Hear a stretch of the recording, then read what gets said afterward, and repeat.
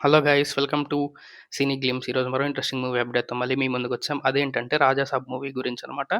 ఈ మూవీ నుంచి second single అయితే రిలీజ్ అయింది. సహానా సహానా అంటూ ఉంటుంది. ఇది ప్రభాస్ గారు, నిధి అగర్వాల్ మధ్యన వచ్చే మెలోడీ సాంగ్ అనమాట.